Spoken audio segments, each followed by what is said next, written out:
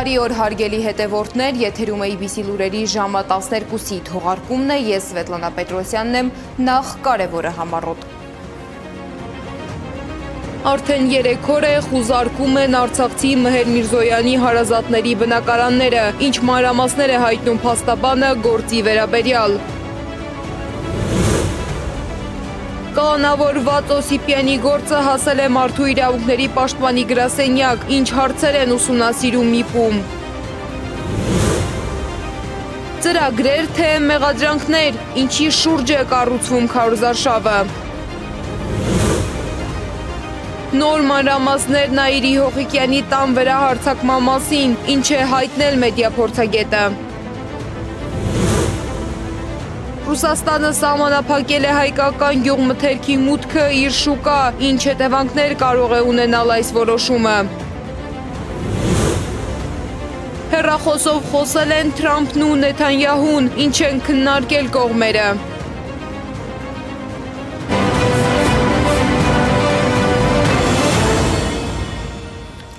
Արդեն 3 օր է իրավապահները ինտենսիվ խուզարկություններ են իրականացնում արցախցի Մհեր Միրզոյանի հարազատների վարձակալած բնակարաններում։ Ըստ փաստաբան Ռոման Երիցյանի խուզարկությունների ընթացքում արգրավվել են հեռախոսներ, բերման են ենթարկվել մի շարք անձանց։ Քննչական գործողությունների պատճառը դիմակավորված անձանց մասնակցությամբ Նիկոլ Փաշինյանին ուղղված հայտնի տեսաուղերձն է։ Փաստաբանի խոսքով Մհեր Միրզոյանին կասկածում են բացառապես արտաքին նմանության հիմքով։ Չնայած այն հանգամանքին, որ տեսանյութում խոսող անձի աչքերի գույնն ակնհայտորեն տարբերվում է Մհեր Միրզոյանի աչքերի գույնից, իսկ վերջինս արդեն ավելի քան 3 տարի բնակվում է Ռուսաստանի Դաշնությունում, իրավապահների ինտենսիվ գործողությունները շարունակվում են։ Մհեր Միրզոյանի նկատմամբ հայտարարվել է հետախուզում։ Իսկ արցախցի Արթուր Օսիպյանի կալանավորման դեմ 3 բողոքի ակցիա է անցկացվել նախագահական նստավայրի դիմաց։ Նշեմ, որ Օսիպյանը օրեր առաջ Երևանի Արաբկիր վարչական շրջանում մոտեցել էր Նիկոլ Փաշինյանին հարց ուղղելու նպատակով, սակայն խոսակցությունը վերածվել էր վիճաբանության, որից հետո նրան կալանավորել էին։ Ակցիայի մասնակիցները նախագահի նստավայրի դիմաց սկսել են անժամկետ նստացույց, պահանջելով անհապաղ ազատ արձակել Արթուր Օսիպյանին։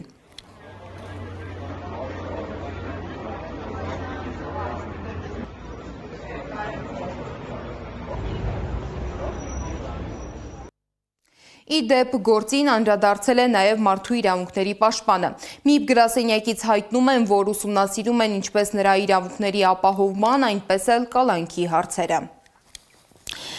Նախընտրական լարված մթնոլորտում նոր միջադեպի մասին ահազանգ է հնչեցրել մեդիափորձագետ Նաիրի Հողիկյանը։ Նրա պնդմամբ իշխող կուսակցության ներկայացուցիչները փորձել են ներխուժել իր տուն։ Լսենք մանրամասները։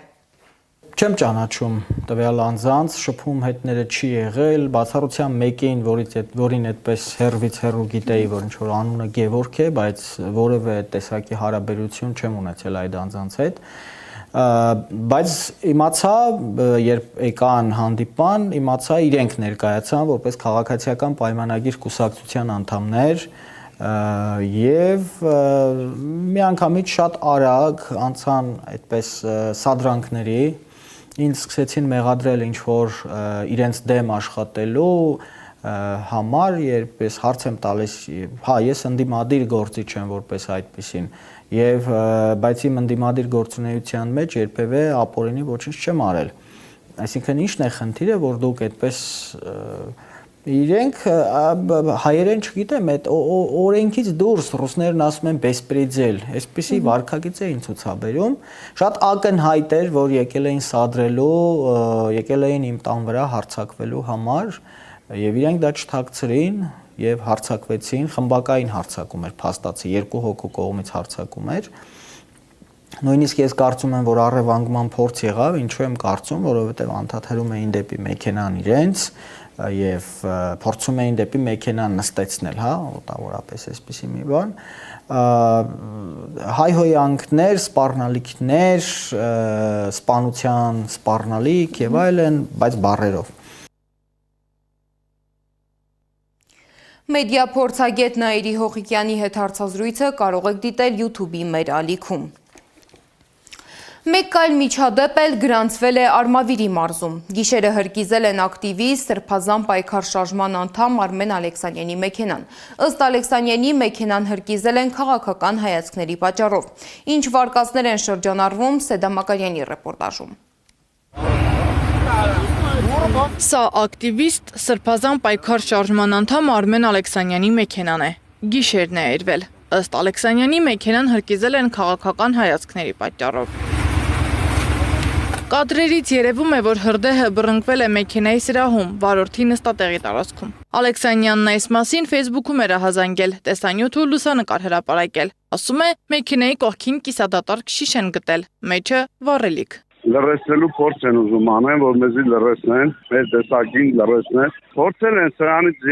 1 տարի առաջ, 2 տարի առաջ կալոս ճղել, հայլի ջարդել, ավտոյի ֆար ջարդել, այս անգամ արդեն մեքենա են պատժառ տալի։ Ալեքսանյանն ասում է, դեպքը տեղի ունեցել գիշերը Արմավիրի մարզում։ Տուժողն ահազանգել է ոստիկանություն, ներքին գործերի նախարարությունից եկել են, մատնահետքեր են վերցրել, հարակից տարածքի տեսախցիկներն են ստուգել։ Ես ոստիկաններին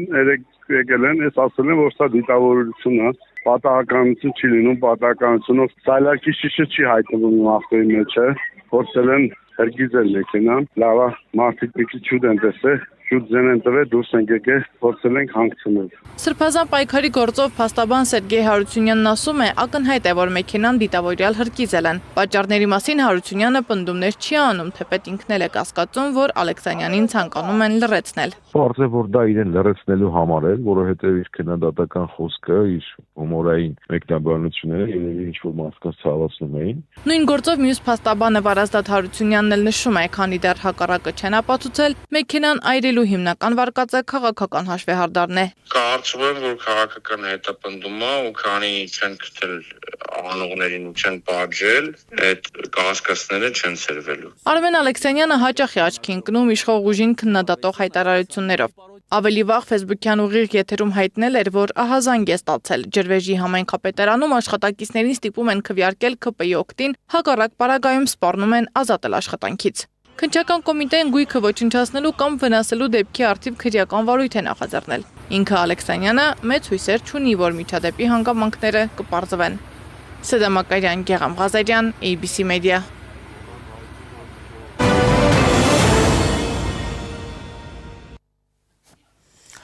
Քսանվեց օր շարունակ քաղաքական ուժերը շրջում են քաղաքից քաղաք, գյուղից գյուղ, հանդիպում ընտրողներին եւ ներկայացնում իրենց պատկերացրած ապագան։ Բայց եթե քարոզարշավի սկզբնական փուլում քաղաքական ուժերը հիմնականում ներկայացնում են իրենց ծրագրերը, ապա վերջին փուլում ընտրողների ուշադրության կենտրոնում են ոչ թե ծրագրային առաջարկները, այլ քաղաքական հակառակորդների հասցեին հնչող հայտարարություններն ու մեղադրանքները։ Ինչ տրամաբանությամբ է ընթանում քարոզարշավը եւ ինչի վրա են այսօր խաղադրույք կատարում քաղաքական ուժերը, ռեպորտաժում։ Տասնյակ համայնքներ, հարյուրավոր կիլոմետրեր, ամենօրյա հանդիպումներ ու ուղիղ եթերներ։ Քարոզարշավի 25-րդ օրն է, իսկ քաղաքական քննարկումների առանցքում ոչ թե կուսակցությունների ծրագրերն են, այլ նրանց քարոզչական մարտավարությունը։ Ինչն է այսօր գերակշռում ընտրապայքարում, ապագայի տեսլականն ու ծրագրային առաջարկները, թե քաղաքական հակառակորդների դեմ հայտարարությունները։ Մայիսի 8-ից մեկնարկած քարոզարշավի ընթացքում իշխող ուժի գլխավոր խոսնակն անձամբ Նիկոլ Փաշինյանն է։ Նա քննադատում է մրցակիցներին, սպառնում պետականացնել ունեցվածքը, անգամ սատկած փակել վանդակում։ Սակայն քաղտեխնոլոգ Արմեն Բադարյանը կարծում է, որ քարոզարշավի սկզբնական փուլում իշխանության հիմնական ուղերձն այլ էր։ Սկզբնական շրջանում նա խոսում էր խաղաղություն եւ պատերազմ երկընտրանքի մասին, նշելով, որ իր քաղաքական գիծը դա խաղաղության գիծն է, իսկ ընդդիմադիր հիմնական 3 ուժերի այն է ուժը Հայաստան դաշինք եւ Բարգավաճ Հայաստան կուսակցությունների առաջարկածը պատերազմ։ Բայց ըստ քաղտեխնոլոգի մոտ 1 շաբաթ անց ընդդիմադիր ուժերը կարողացան կոտրել այդ բովանդակային սցենարը, ինչից հետո Փաշինյանը չգտավ նոր ասելիք եւ վերադարձավ նախկին ներկա թեմային։ Բադալյանի խոսքով մրցակցին քննադատելու վրա կառուցված քարոզարշավը քաղաքական տեխնոլոգիաներում հայտնի եւ լայն կիրառվող մեթոդ է, սակայն այն արդյունավետ է միայն որոշակի պայմաններում։ հակակայլի ռազմավարություն է կոչվում, երբ որ քո ամբողջ ռազմավարությունը կառուցում ես ոչ թե քո ծրագիրը ներկայացնելու, այլ մրցակցին քննադատելու։ Դա աշխատում է միայն այն ժամանակ, երբ որ քո մրցակիցը բավականին բարձր հակավարկանիշ ունի եւ երբ որ դու իր բավականին արդյունավետ քննադատում ես, այդ իր հակավարկանիշի հիման վրա, այսինքն հակաընտրազանգված հակավարկանիշը ցույց է տալիս հակաընտրազանգվածի ֆիզիկական ծավալը։ Մինչև քաղտեխնոլոգը խոսում է քաղաքական տեխնոլոգիաների արդյունավետության մասին, սոցիոլոգ Արթուր Աթանեսյանը խնդրին նայում է հանրային ընկալումների տեսանկյունից։ Նրա խոսքով ընտրարշավում թե դրական, թե բացասական PR-ը բնական երևույթներ են։ Երբ որ դու քեզ ես գովում, սպիտակ PR է, երբ որ ուրիշներին փնովում է սև PR։ Սովորաբար բալանսավորված պիտի լինի այդ ամբողջը, որովհետև մենք ոչ թե ուզում ենք ընտրել մեկին, որովհետև մյուսները վատն են, այլ որովհետև ինքն է լավը։ Սոցիոլոգը միաժամանակ վիճարկում է տարածված այն կարծիքը, թե ընտրողներին ծրագրերը չեն հետաքրքրում, նրա ներկայացրած հետազոտությունների համաձայն քաղաքացիների համար առաջին հերթին կարևոր է քաղաքական ուժի գաղափարախոսությունն ու առաջարկվող լուծումները։ Մեր սոցիոլոգիական հետազոտությունները ցույց են տալիս, որ առաջի հերթին բնակիչների նախապատվություններում առաջի հերթին կարևորում են գաղափարախոսությունը։ Երկրորդը պատմությունն է տվյալ ուժի, ընդհանրապես այս ժողովուրդը պատմություն կարևորող ազգ է եւ այս ուժը ինչ պատմություն ունի նեգատիվ, պոզիտիվ կամ չունի պատմություն, այս ամբողջը երկրորդ տեղում է եղել մեր հետազոտություններով եւ երրորդն է միայն, որ այս կամ այն քաղաքական ուժի առաջնորդն է որպես գործոն համարվում կարևոր, թե ով է առաջնորդը, իսկապես անհատականացված է մեր քաղաքական կյանքը։ Քարոզարշավի մեկ այլ առանձնահատկությունն էլ այն է, որ իշխանության հիմնական հրապարակային դեմքը հենց Նիկոլ Փաշինյանն է։ Թեև քաղաքացիական պայմանագրում ըստ Աթանեսյանի տեսանելի է նաև թիմային աշխատանք, այս հասարակության մեծ մասի համար կուսակցությունը շարունակում է նույնացվել գործող վարչապետի հետ։ Բնակչության մեծամասնության կողմից ԿՊ-ն ընկալում է որպես Փաշինյան։ Իսկապես եւ նա իր ըստ էության կերպարով իր պոպուլիստական կենսաձևով, ինչը որ նաև 21-րդ դարում կարևոր ռեսուրս է, կարևոր, որովհետև իսկապես բերում է ձայներ պոպուլիզմը։ Իր այդ անհատական ներդրումներով, այո, կարողանում է կուսակցությանը մեծ ռեսուրս տալ։ Քարոզարշավի ավարտին մնացել են հաշված օրեր։ Այս ընթացքում ընտրողը լսեց թե խաղաղության ու անվտանգության մասին խոստումներ, թե կոշտ քաղաքական հայտարարություններ, փոխադարձ մեղադրանքներ ու քննադատություններ։ Ըստ Աթանեսյանի վերջին տարիների ծանր իրադարձություններից հետո հասարակությունը քաղաքական ուղերձներն ավելի զգացմունքային է ընկալում։ Իսկ ի վերջո ո՞րն է ավելի մեծ ազդեցություն ունենալու՝ զգացմունքային ուղերձները, թե քաղաքական ուժերի ներկայացրած ծրագրերը։ Պարզ կդառնա արդեն քվեարկության օրը։ Բացառություն չէր նաև իշխող քաղաքացիական պայմանագիր կուսակցության նախընտրական հանդիպումը Մալաթիա Սեբաստիա վարչական շրջանում։ Հանդիպման ընթացքում կրկին միջադեպ է գրանցվել։ Պատերազմում որդուն եւ թոռանը կորցրած կինը Մարիամ Վարդանյանը Նիկոլ Փաշինյանի համար սև սիրտ էր բերել, սակայն ոստիկանները կնոջը թույլ չեն տվել մոտենալ Փաշինյանին։ Նյուզեեմի հետ զրույցում կինն ասել է, որ ինքը Արսեն Ղուկասյանի մայրն է։ Իմ նման սքվորները սիրտ չունեն իրա Օրանժևի սրտիկները բերում այս տարածքը իմ երեխեքը, երկու, իմ Արմանը, Լուսինը ման իմ թագավոր տղեն, գնաց իրա երեխու հետ միասին զոհվավ, տարավ հաստրեց Ջաբրայիլի երեխեքին, ինչի տարար, ինչի իմ տունը կանդեցիր, այ ոչ ու փուչ այ թուրք, այ թուրքի հպատակ, ես ես տարածքի բնակիչ եմ, Այ, 8-րդ շենքի բնակիչ եմ բարձր հարկ շենքի, 74 տվից ըստեղ եմ ապրում, իրավաբան ամուսին ունեի ջահել մահացավ, երեխես ու թոռս կորան, ես ինչ սև տամ իմ գլխին այես իմ սև սիրտը, ինչ անեն, ինչ հախոսում են, ինչ հաչացու գնացել։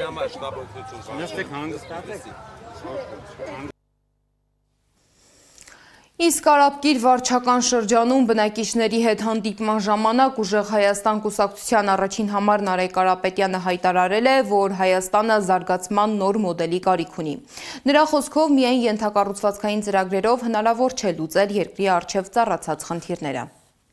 Մենք պետք է մեր երկրում փոփոխություն անենք մի բանի համար, որ մեր երեխաները չարարեսվեն այն խնդիրներին, որ մենք ենք առերեսվել, որ մեր երեխաները չտեսնեն այն դժվարությունները, ինչ մենք տեսանք վերջի 10 տարվա ընթացքում։ Պատկերացնում եք իրենք էլ մեծանան ու իրենք էլ տեսնեն այս պատերազմները։ Պատկերացնում եք իրենք էլ մեծանան ու իրենց ժամանակ է երկրի իշխանությունը սենց պայի մարդկանց հետ։ Սենց փորձի ճնշումներ գործադրել սեփական քաղաքացիների նկատմամբ։ Պատկերացնում եք իրենք էլ մեծանան ու Հայաստանում իրենց ժամանակ էլ լինի աղքատություն։ Մենք պետք է ամեն ինչ անենք, որ մեր հայրենիքը մյուս սերունդը լրիվ ուրիշ երկրում ապրի, ուրիշ միջավայրում ապրի ավելի բարեկեցիկ, չտեսնի այն խնդիրները, որ մենք ենք տեսել։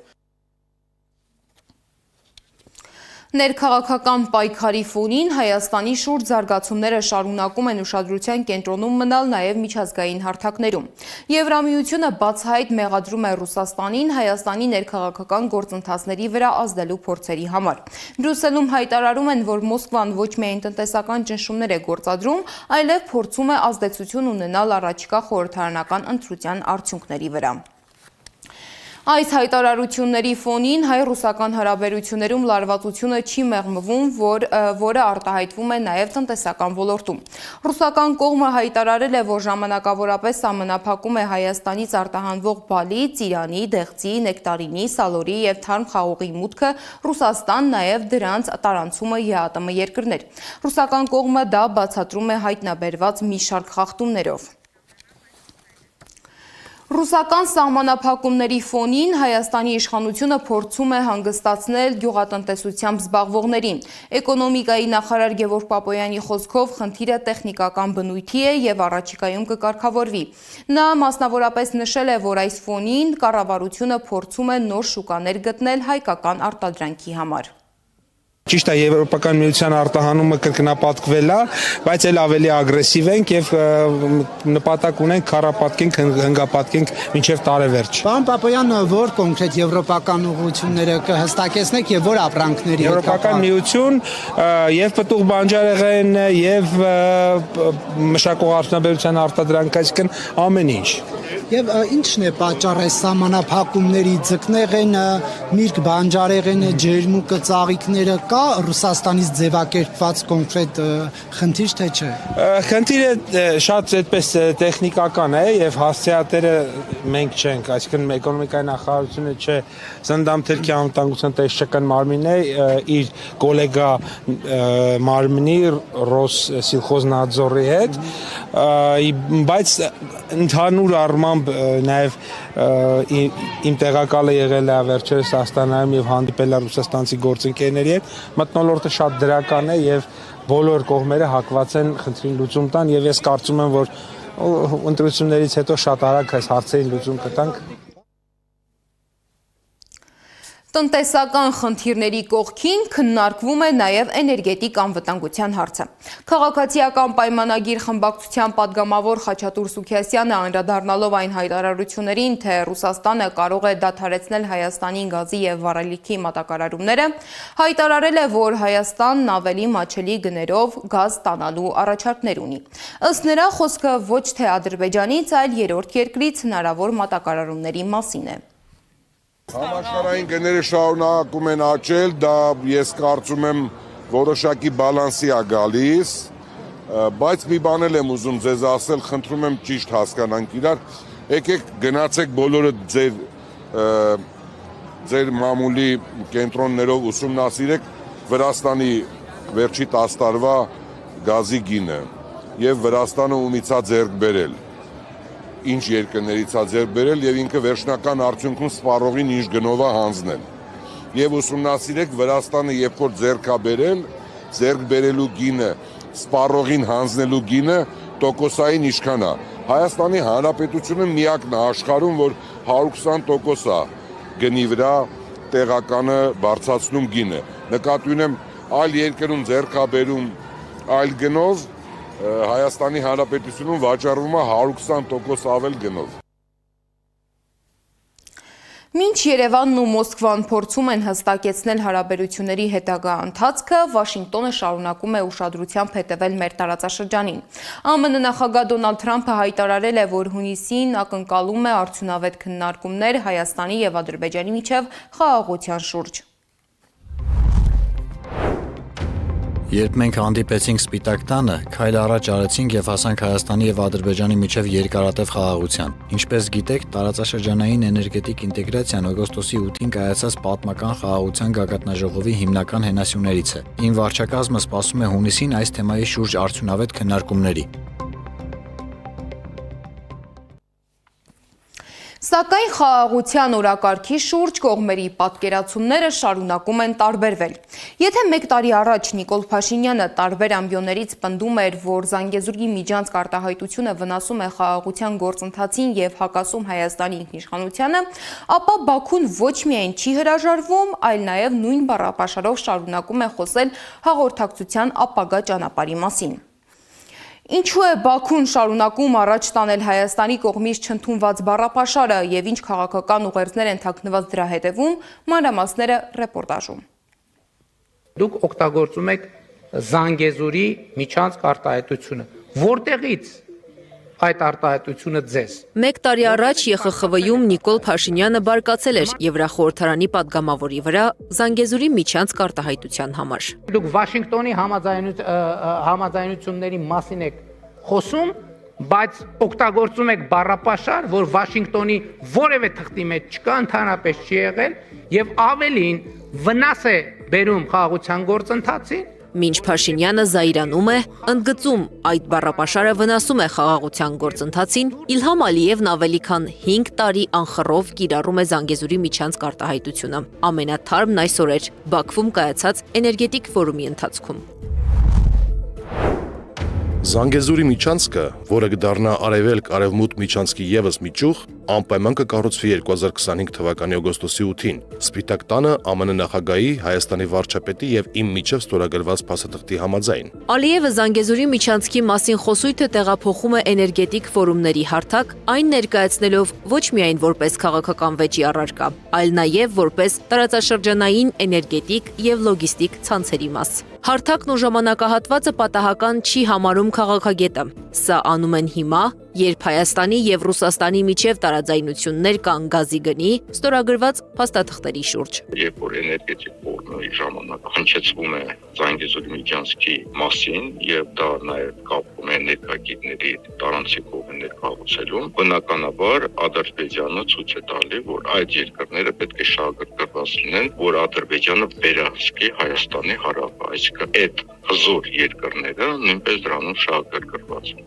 Էներգետիկ անվտանգության փորձագետ Արմեն Մանվելյանի պնդմամբ Ադրբեջանի հիմնական ռազմավարական նպատակը շարունակում է նույնը մնալ՝ ունենալ կապ Նախիջևանի հետ Սյունիքով անցնող միջանցքով, ոչ թե ճանապարհով, եւ այդ պահանջը Բաքուն չի թաքցնում։ Եթե դու գնում ես խաղաղության պայմանագրի կնքման, երբեք չես փորձի այնքո այսպես կոչված շարքարտավոր գործընկերին հանդինել Փաշինյանին ստորացնել, իսկ ինքը բարբերաբար դառնում է անում, կոչելով այն Զանգեզուրի միջանցք եւ խոսելով 300,000 ադրբեջանցիների վերադարձի ծրագրի մասին։ Այսինքն սա նշանակում է, որ այսպես կոչված ծորվա ռեժիմի խաղաղության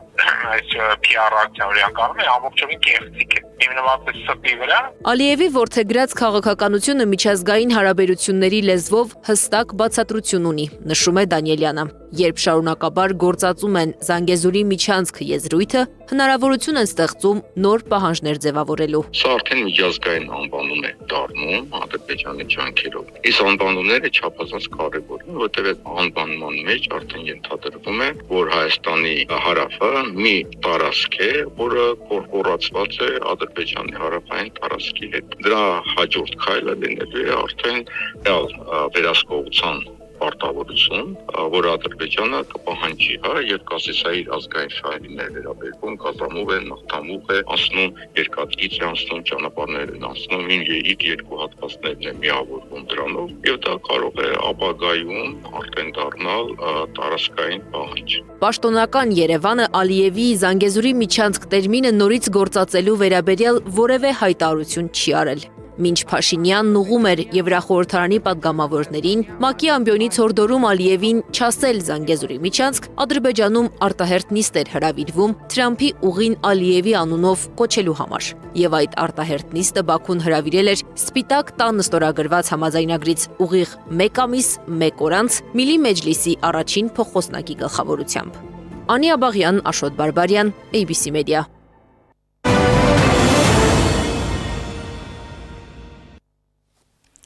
Միջազգային զարգացումների կենտրոնում շարունակում է մնալ Իրանի շուրջ վիճակը։ ԱՄՆ նախագահ Դոնալդ Թրամփը հայտարարել է, որ եթե անգամ Իրանի հետ բանակցությունները կանգ առնեն, դա չի նշանակում, թե Վաշինգտոնը պատրաստվում է վերսկսել ռազմական գործողությունները։ Թրամփի խոսքով ինքը դեռ չի ստացել որևէ պաշտոնական տեղեկություն այն մասին, որ Թեհրանը հրաժարվել է բանակցություններից։ Միաժամանակ նա ընդգծել է, որ ԱՄՆ-ն շարունակում է ճնշումը Իրանի նկատմամբ եւ պահպանելու է գործող սահմանափակումները։ Միևնույն ժամանակ տարածաշրջանային լարվածության մյուս օջախը շարունակում է մնալ Լիբանանը։ Դոնալդ Թրամփը հայտարարել է, որ Իսրայելի վարչապետ Բենյամին Նեթանյահուի հետ հեռախոսով զրուցելուց հետո իսրայելական զորքերը չեն մտնի Բեյրութ։ ԱՄՆ նախագահի խոսքով ինքը զրուցել է նաև Հեզբոլլահի ներկայացուցիչների հետ, որից հետո կողմերը համաձայնել են դադարեցնել կրակոցները։ Այս ժամի համար նախատեսել էինք այսքանը, շարունակեք հետևել մեզ սոցիալական բոլոր ցանցերում կամ այցելեք մեր պաշտոնական կայք 3w.abc.media.am։ Շնորհակալություն, որ մեզ հետ էիք։ ABC լուրերի հաջորդ թողարկումը ժամը 15-ին է, տաղավարում կաշխատի Գառնի Մութաֆյանը։